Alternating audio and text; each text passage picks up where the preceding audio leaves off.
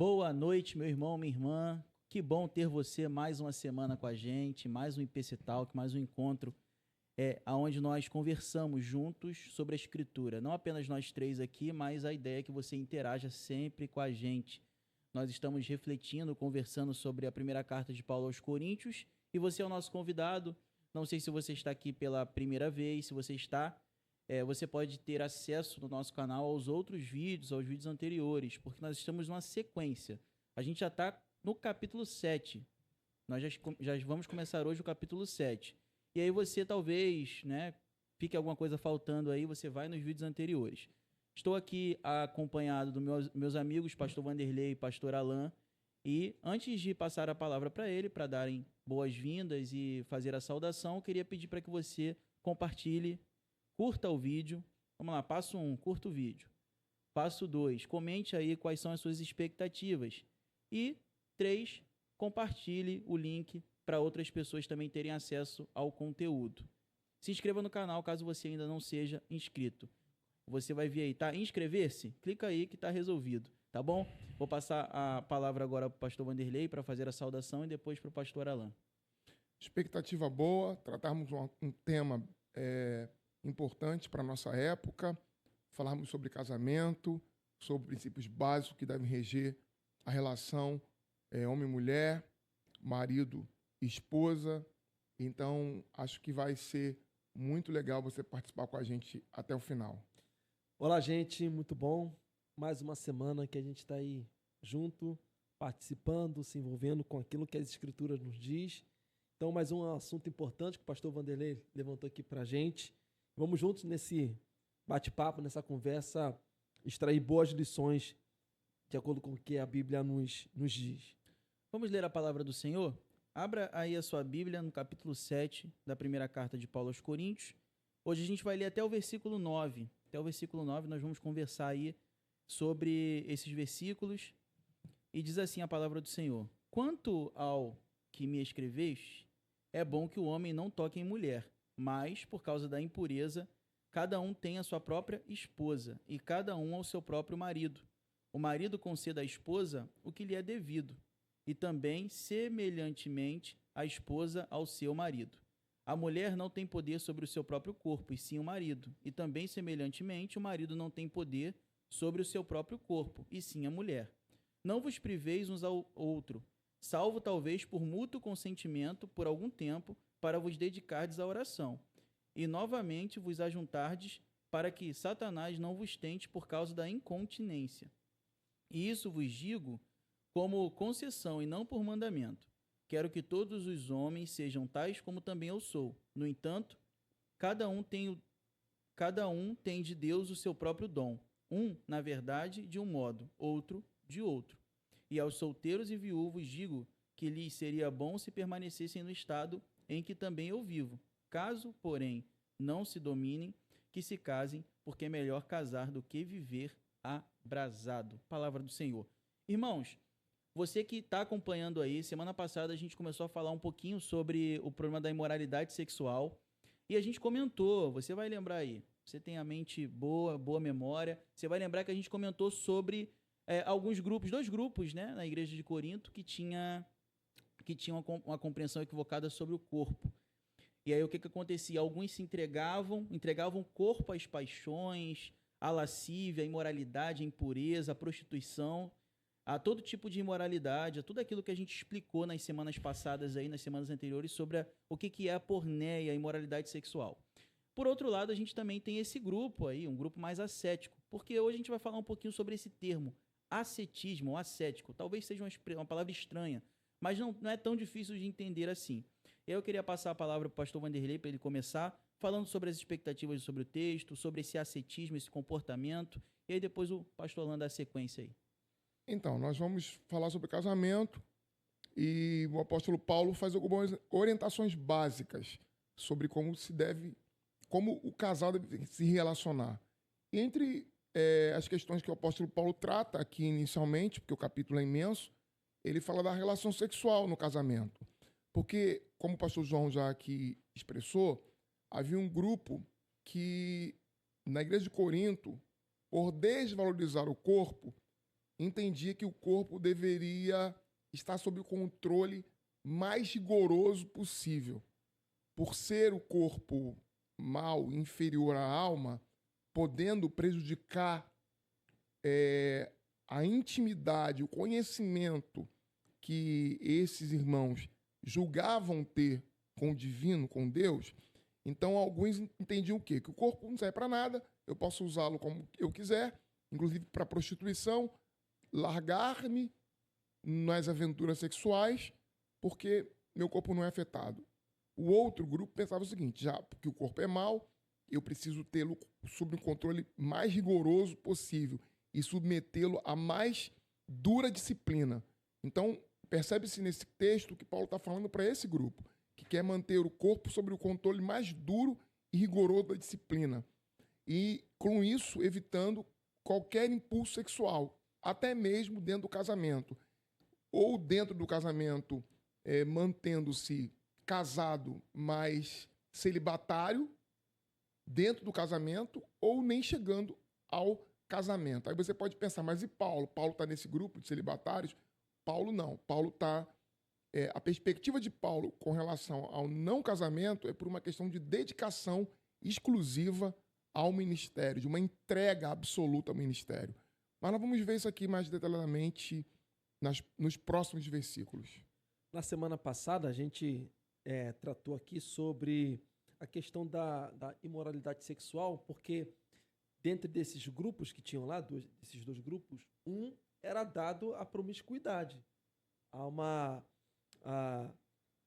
a falta de controle, de domínio dos prazeres sexuais, de forma que elas mantinham relações extremamente fora dos padrões que a Bíblia nos oferece, né? E aí Paulo, de forma muito contundente, ele diz claramente para que as pessoas fujam da imoralidade. Porque uma vez que a gente foi purificados, lavados, santificados através de Cristo Jesus, o nosso comportamento deve ser condizente com esse novo modo de padrão de vida que Deus nos estabelece. Agora, por outro lado, como o pastor Vanderlei muito bem colocou aqui, já no capítulo 7, um outro grupo já não queria nenhum tipo de relação sexual.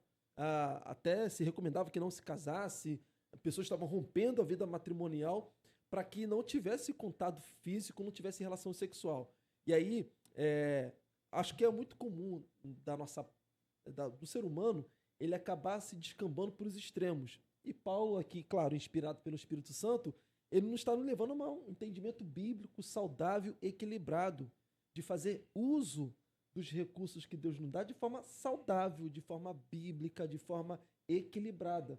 E ele aqui tratando sobre a questão da sexualidade, ele diz, olha, é bom que você não toque, não tenha envolvimento com mulher ou com casamento. Não que seja errado fosse isso, mas para que a nossa prioridade estivesse dentro daquilo que Deus, para viver exclusivamente para o ministério do Senhor. No entanto, se a gente não consegue conter essa questão o domínio sexual, que nós tenhamos uma vida conjugal dentro dos parâmetros que Deus estabelece. E ele estabelece aqui, né, que seja o homem com a sua própria esposa, com a única esposa, a esposa com o seu próprio marido, apenas com o seu próprio marido. Então ele estabelece também aqui, reforça, né, o princípio bíblico do que é o matrimônio, do que é o casamento. E a grande questão aqui, quando a gente vai olhar a partir do versículo 3, a gente começa a entender o problema e a gravidade do problema, que é você ser casado e não querer viver como casado. Aqui a gente tem um problema que é a abstinência forçada, em que você não apenas se abstém do sexo, mas acaba forçando, né, no caso do marido a esposa, no caso da esposa o marido, a também se abster de algo que é um presente de Deus para o casamento. Porque talvez você, nos acompanhando aí, pode pensar, né, que a gente fala tanto sobre a sexualidade, sobre a imoralidade, e geralmente associando sexualidade com imoralidade, mas a sexualidade não é imoral, desde que obedeça os padrões estabelecidos por Deus em sua própria palavra. Para o casamento, para o matrimônio, para a união bíblica do homem com a mulher no casamento, o sexo é um presente, é algo que deve ser desfrutado. E aqui está o problema. Quando a gente olha o versículo 3, o marido conceda à esposa o que lhe é devido. e também, semelhantemente, a esposa do seu próprio marido. Aqui a gente observa que há também a preocupação de Paulo de falar o seguinte, não é a mulher que deve ao marido, não. É um deve ao outro esse compromisso, esse deleite, esse desfrute daquilo que é um presente de Deus para o casamento. Ele vai, nos versículos 3, 4, ele vai tratar dessa questão, falando sobre esse compromisso que, uma vez casado, um tem para com o outro. Eu queria ouvir um pouquinho de vocês também sobre isso, pastor Vanderlei e pastor Alain. Então, a gente precisa compreender com bastante equilíbrio isso. Primeiro, mais uma vez, deixar de forma muito enfática aqui que Paulo não está ligado a nenhum desses grupos. A escolha de Paulo por uma vida celibatária deve ser um dom que ele recebeu do próprio Deus. E ele vai colocar claramente aqui que o celibato é um dom espiritual que nem todos receberam. Ele recebeu e usufrui desse dom, não porque o sexo seja ruim em si mesmo, não porque a relação sexual lhe atrapalhe, mas muito mais pelo fato, a gente vai ver isso mais na frente, que quem é casado se dedica às coisas próprias do casamento. Quem é casada dedica-se à vida de mulher casada e ao seu marido. É o que Paulo entende. E ele, por desejar não ter nenhum impedimento em servir e empregar o evangelho, ele sente um grande peso e uma grande responsabilidade por ter sido perseguidor da igreja, de que agora ele não deve ter nada que o impeça de se lançar totalmente à pregação do evangelho. Então ele abre mão das relações familiares, ele abre mão da relação sexual e de tudo que possa oferecer algum tipo de conforto a si mesmo para que a sua vida esteja empenhada na pregação do evangelho.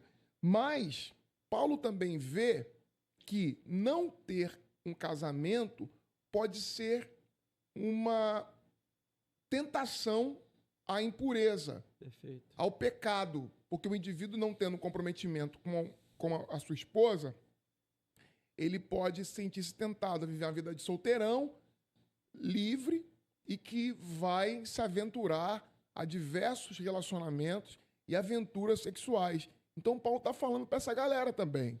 Uhum. Né? A gente percebe que na nossa cultura, o homem, quando não se casa, é louvado, porque não se casou e está livre para viver aventuras sexuais. E a mulher é tratada como sendo uma recalcada, infeliz, porque não se casou. Se ambos não se casam porque ambos têm uma vocação para viver a vida celibatária e dedicarem-se ao serviço e à pregação do evangelho, ok. O que acontece é que nesses casos que eu agora citei, o homem está liberado para viver uma vida sexual promíscua e a mulher, se assim age igualmente, é visto como uma prostituta, é mal vista, não que ela deva fazer, nenhum dos dois deve fazer, ou, ao contrário, a mulher é vista como alguém que está desesperada, amargurada, vivendo uma vida infeliz porque não se casou. E veja que a gente vive sempre nessa tensão de opostos, esse pêndulo sempre para um lado e para o outro, e está aí o grande equívoco. A mulher pode viver uma vida solteira, de celibato, se teve uma vocação e um chamado de Deus para isso, para se dedicar à pregação do evangelho, e Paulo não vê nenhum problema nisso, pelo contrário, incentiva a permanecerem no estado que estão, cada um, que seja solteiro, viúvo, e Paulo vai desenvolver isso, a gente vai ver isso um pouco mais para frente, melhor. E o que eu acrescento é que, por outro lado, aqueles que optaram por seguir uma vida de casado, né, assumir um compromisso matrimonial, desfrute dessa nova realidade. Deve honrar, né? Deve honrar, né? Não tornar a vida matrimonial algo pesado, algo fechado. Pelo contrário, se Deus nos deu essa dádiva, como o João acrescentou, esse presente do sexo, do prazer, façamos isso na medida que a gente está casado, está aliançado com uma pessoa, nesse caso aqui, o homem com a mulher e a mulher com o homem, e cada um com seu próprio marido ou com sua própria esposa, faça uso desse recurso. como o Paulo está respondendo aqui a alguns questionamentos, certamente as pessoas estavam dizendo o seguinte: olha, Paulo, então, como é que deve ser a vida de casado? A gente não deve fazer, não tem desfrutado o sexo é algo ruim?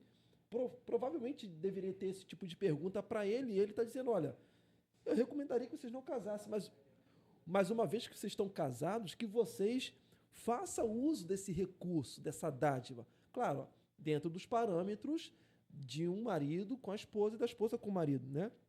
E ele está dizendo aqui, olha, cada um conceda à esposa, o marido, né, o que é devido, como também o contrário.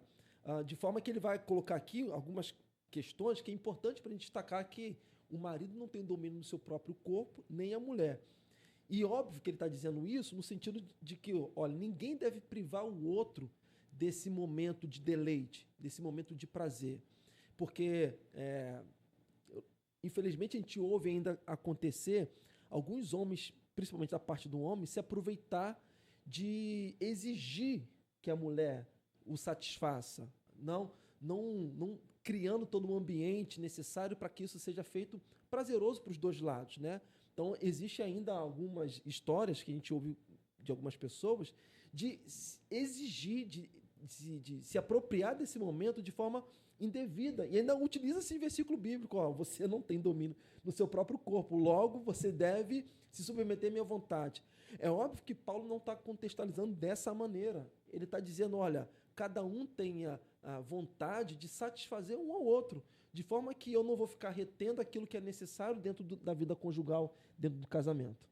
Muito bom. E Paulo, a questão é tudo o contexto, né? Por isso que precisa estudar Sim. o texto todo. Paulo está falando para a comunidade que tem um grupo que está rejeitando a relação sexual dentro do casamento, que está tratando de anular essa faceta da vida conjugal. Está dizendo para eles, ó, vocês não devem se privar. Aí você pega num contexto completamente diferente e tenta aplicar isso, não dá certo. Porque se você trouxer isso para a realidade hoje, como a gente vê alguns trogloditas casados com mulheres santas que tratam esse texto de forma completamente esdrúxula e para cometerem estupro dentro do casamento, Perfeito. Isso retirar o texto completamente do seu lugar original. A mulher tem o direito de ter o seu momento em que ela não deseja se entregar ao marido por N e N motivos. Porque ele é um grosseiro, às vezes, porque trata a mulher com frieza, não a conquista, não a seduz, não a trata com gentileza. Eu não estou falando com isso de forma alguma que deve haver divórcio, que deve haver adultério, que a mulher está justificada em não desejar o seu marido, mas ele, quando age assim, torna difícil a relação. Então, precisa todo mundo fazer o seu dever de casa. O mesmo texto que diz que o marido, o corpo do marido pertence à sua esposa e da esposa pertence ao seu marido, o mesmo Paulo que fala isso, também fala que o marido deve amar a sua esposa como Cristo amou a igreja. Ou seja, jamais o marido tem autorização para ultrapassar os limites do razoável, da violência, da humilhação, da imposição.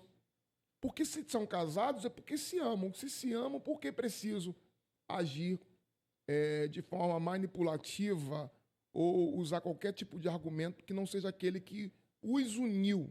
Sim, e os fez serem casados. O pressuposto aqui, para a gente entender bem, o Paulo está pressupondo que é um casal que se ama, que se respeita, mas que está privando um ao outro por causa de uma questão teológica ruim, doutrinária ruim. Que é a questão específica da igreja de Corinto. Que é a questão específica da igreja de Corinto, que é um comportamento ascético, de se privar, porque talvez isso seja algo que faça com que eles se afastem da santidade. Ou elevasse uma elevação espiritual. Exatamente. Não vamos fazer sexo, vamos se dedicar apenas a esse conhecimento místico para haver uma elevação espiritual, um conhecimento. Então vamos abrir mão de tudo, do sexo, vamos abrir mão de qualquer coisa material para termos uma elevação espiritual.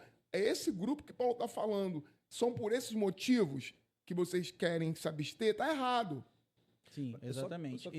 Vamos andar um pouquinho isso aí. Guarda aí que tu pode comentar na próxima etapa.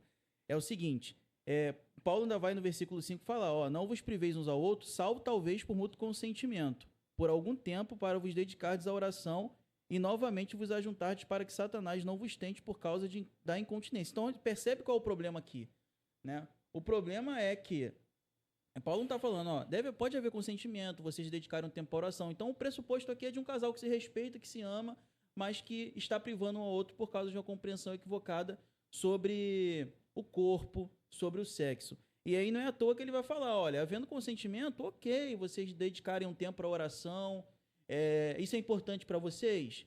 Isso aí, que bom, mas que seja consentido, por quê? Senão Satanás se aproveita da situação. E aí essa incontinência forçada vai dar ocasião à imoralidade. Aquilo que vocês estão tentando evitar vai ser justamente aquilo que vai aflorar em vocês. Então é algo que Paulo ressalta bastante aqui. Nesses versículos ele vai falar bastante sobre isso, né? Até o versículo 5 ele vai falar sobre o perigo dessa incontinência forçada. Mas o consenso, a conversa, o entendimento ali no casal, nesse aspecto aqui, ok, Paulo vai falar assim, ok, é isso que tem que ser feito. Só não dê ocasião para que Satanás tente vocês em relação a isso. Ainda sobre isso que você quer comentar? Não, eu só vou acrescentar uma coisa desse versículo, que aqui eu faço uma brincadeira, que tem todo sentido pelo contexto que Paulo apresenta. Aqui é o único motivo, ou é o único momento que a Bíblia nos recomenda que oremos pouco. Em todo momento a Bíblia está sempre reforçando para que a gente ore. Em todo tempo a gente busca o Senhor em oração e etc. Aqui é o único momento que a Bíblia recomenda, ó, ore pouco. Porque na medida que você, em nome dessa suposta espiritualidade, se abstém daquilo que Deus deu para que seja desfrutado dentro do casamento, vocês vão estar dando brecha, e muito, muito grande essa brecha, para que Satanás se aproveita dessa circunstância para causar danos nessa vida conjugal, né? Muita gente, pastor, pode pensar o seguinte, então você está justificando a canalice do camarada que traiu. Não é justificativa. Uma vez que a pessoa trai, ela está cometendo um pecado, ela está errada. Jamais a gente vai passar pano para isso, tá? Que isso fique bem claro. No entanto, gente, o texto aqui é bem claro. Se em nome dessa suposta espiritualidade a gente deixa de ter esse momento de relação sexual no casamento, o texto está sendo claro, Satanás vai se aproveitar disso.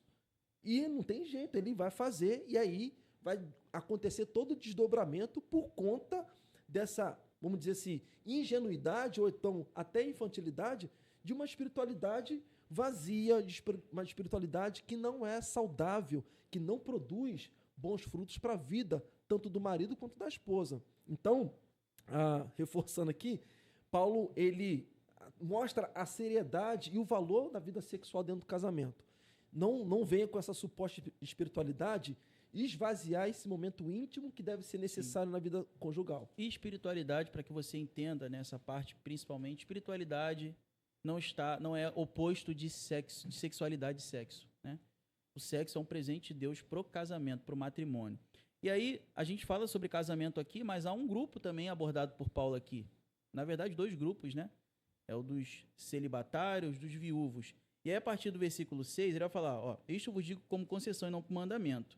Quero que todos os homens sejam tais como também sou. Eu sei que a gente já comentou um pouco sobre isso, mas para a gente caminhar já para o final, nós vamos fechar sobre esse ponto importante que a igreja também falha muito, que nós falhamos muito. Que ele vai dizer, quero que todos os homens sejam tais como também eu sou. No entanto, cada um tem de Deus o seu próprio dom. Um, na verdade, de um modo, outro de outro. E os solteiros e viúvos, digo-lhes que seria bom que permanecesse no estado em que também eu vivo. Caso, porém, não se dominem, que se casem, porque é melhor casar do que viver abrasado. A gente entra na questão envolvendo aquele que opta por não casar, o celibatário.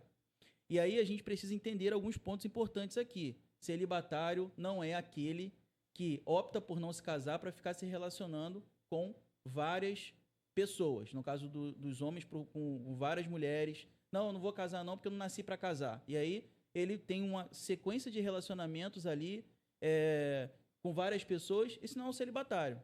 Não é um celibatário. Paulo vai falar o seguinte, que há o celibatário, mas que recebe um dom da parte de Deus.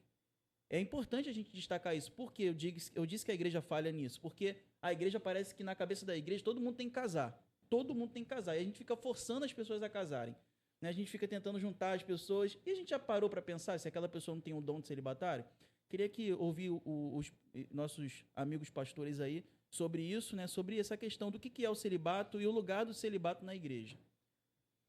Então, a gente falar disso para alguns, acho que já até cria um certo assombro, né?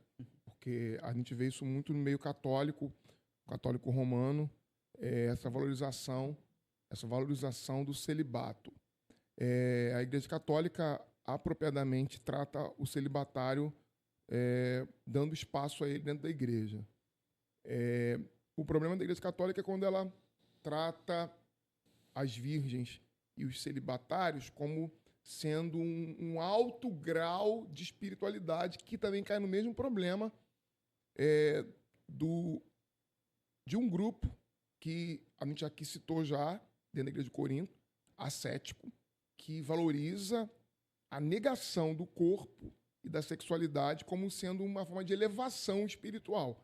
Se é por esse motivo, o motivo é errado. Agora, se é por uma questão apenas de natureza dada por Deus, como um dom espiritual para serviço do reino de Deus, não há nenhum problema, porque algumas pessoas vão ter esse dom. E como é que esse dom é percebido? O indivíduo que não se casa e que não está... A mulher não está subindo pelas paredes porque não se casou. O homem não está enlouquecido porque não se casou. Ele simplesmente vive a sua vida, encontra plenitude e felicidade sem que tenha uma parceira, um parceiro. Não há... E há pessoas que vivem dessa forma, que não precisam se casar, que podem viver a sua vida, encontrar plenitude e felicidade sem viver no casamento. Nem para nós que somos casados, o casamento deve ser a razão da nossa felicidade. Perfeito.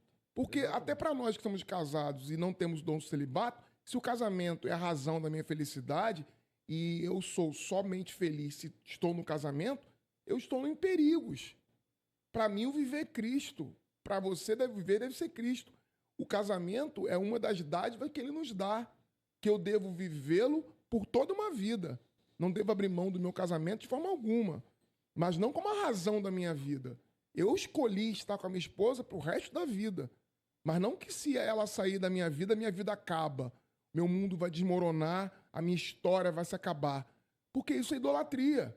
Isso é uma compreensão errada do casamento. E a outra pessoa se sente sufocada, porque ninguém vive e existe essa coisa de dizer, a fulana, ela foi formada, existe para mim. Não é para você, não existe isso. É alma gêmea, né? A fulana existe para mim.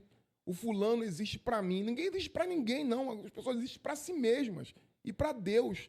Elas podem sim, e é o que a gente pede a Deus, é que a gente encontre alguém que nos encontre também e que deseje viver com a gente uma vida junto. É uma escolha, uma decisão de todo dia que eu tenho com a minha parceira, com a minha esposa, e quero ter pro resto da vida. Mas não tratem isso de forma tão fora da perspectiva bíblica, porque Deus não quer a separação, Deus não quer o rompimento do casamento, mas quando a mulher ocupa o lugar de Deus, também está errado. Quando o filho ocupa o lugar de Deus, também está errado. E a gente precisa de equilíbrio. Perfeito. E a gente tem um problema hoje, né, que a gente fica brincando com as pessoas que são solteiras, né? A gente acaba fazendo bullying, né, com essas pessoas, tratando de forma pejorativa aquelas pessoas que preferem não casar, né? E a gente precisa tratar dessa situação de lembrar que quem faz isso, quem trata de forma pejorativa, quem decidiu não casar, é pecado. Tem pessoas que hoje lidam com flertam, aliás, com a depressão por conta de que a família impõe essa pressão, a igreja coloca essa pressão e outros contextos sociais também vivem impondo essa pressão, sobretudo as meninas, as mulheres. Quando passam da idade dos 30 anos, por exemplo, que não casaram ainda, sofrem bastante com essas pressões sociais. Piadas. com piadas e tratando de forma muito pejorativa. E a gente acaba impondo uma pressão na pessoa que ela se vê se obrigada a casar diante daquilo que até o pastor Wanderley lembrou aqui. A pessoa vai se sentir obrigada, então, a casar, porque ela só vai se sentir plenamente feliz ou vai encontrar a razão da sua existência na medida que ela, então, assumir um compromisso com uma outra pessoa. E só para fechar minha parte aqui, João, eu me lembro de uma frase do pastor Augusto Nicodemos. Ele diz que eu achei muito pertinente essa frase dele, que muita gente boa seria mais feliz se não casasse.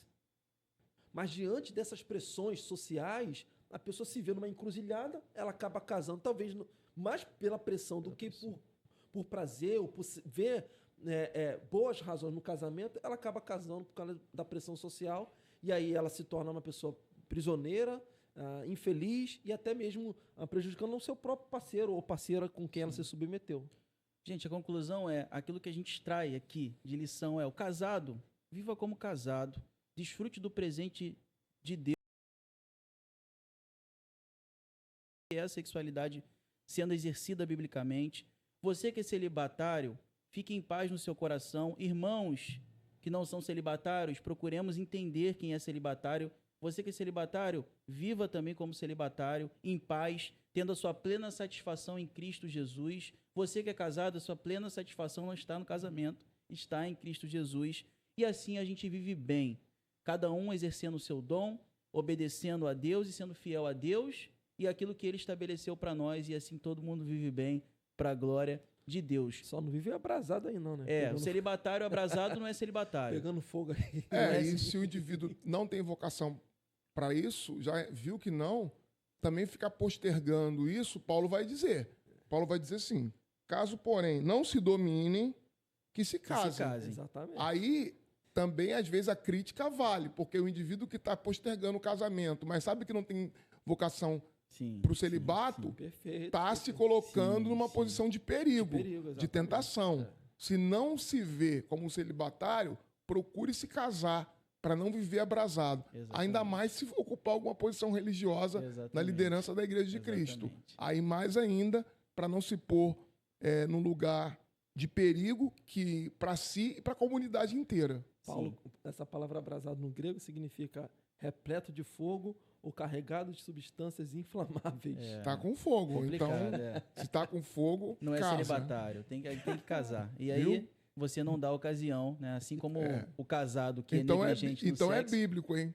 Tá com fogo, tem que casar. Melhor casar do que viver com fogo.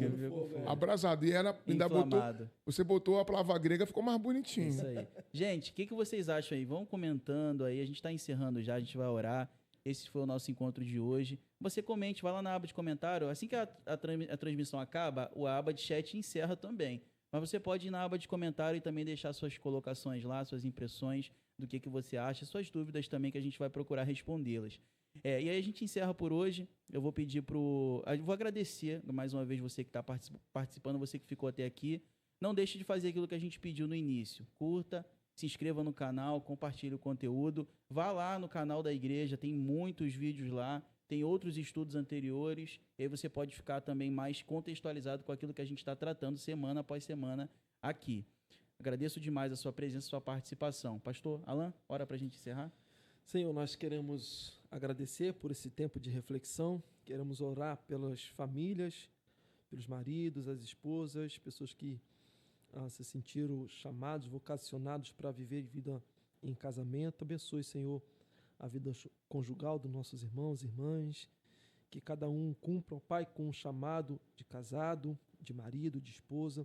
Abençoe os casais, ó Deus. Oramos também pelos nossos irmãos que desejam ainda casar, que, em nome do Senhor Jesus, elas venham viver isso para a glória do Senhor, que venham encontrar o seu parceiro, a sua parceira, no tempo certo, mantendo sempre esse equilíbrio, conforme nós falamos aqui. E oramos também por aqueles, ó Deus, que são vocacionados para viver de forma celibatária, Senhor. Oramos por elas, para que, ó Pai, elas sigam nessa missão, sigam, Pai, vivendo esse dom para a glória do Teu santo nome, testemunhando de forma saudável, Pai, esse chamado do Senhor, e que todos nós, para a glória do Teu santo nome. É a oração que fazemos em gratidão por tudo, em nome santo de Jesus. Amém. E amém. Amém.